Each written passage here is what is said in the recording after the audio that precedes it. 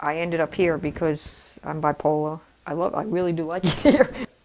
Basically, the kids were taken from me way back because their father was using, and they thought I was using it. What I was codependency.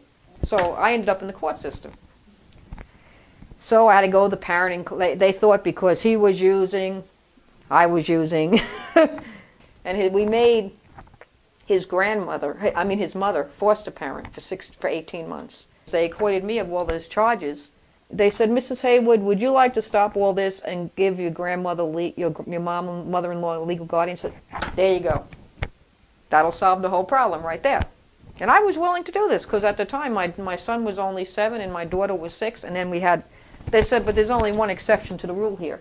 I said, what's the exception to the rule? If we're going to adopt a young, I said, over my dead body.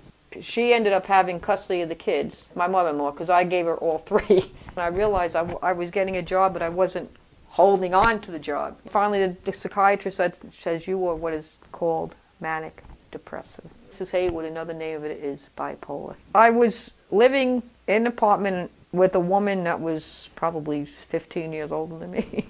Okay, she didn't care who you were from a hole in the wall. She would just bring you in and say, I'll charge you $200 to stay here. Before we knew it, we had six people living in a 1-bedroom apartment. In November, I turned to my ex-husband and I said, Larry, I'm tired. He says, you're my ex-wife. You're the mother of my children. You're not going to have to live that way anymore. He said, you just reached the point. I said, what do I do? He said, go into Skid Row housing. Walked in there and I said, I'm homeless. Is this a Skid? He said, yeah, this is Skid Row housing, right? So they put up a little sign that says, mental illness. And I'm thinking, I don't know if I said, I'm bipolar. Yeah, you got mental illness if you're bipolar. I said, okay. He said, can you get a documentation of that? I said, yeah. I come to the door, and she says, did you take medication? I said, yeah.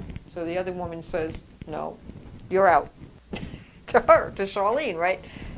And she turned, so then when Charlene walked away kind of with a frown on her face or whatever, she says, you're in.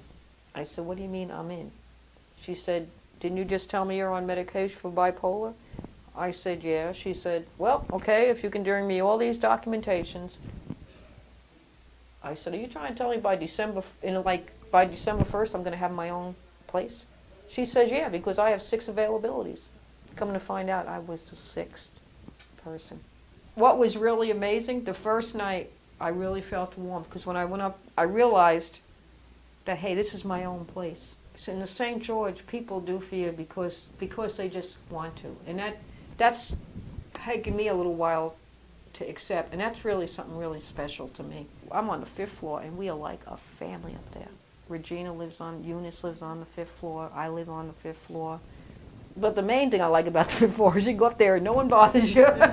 And the apartment I have is in the corner, you know, like tonight at 8 o'clock, 9 o'clock, I can go up there and put on my little DVD and nobody's going to, that's what's thrilling to me.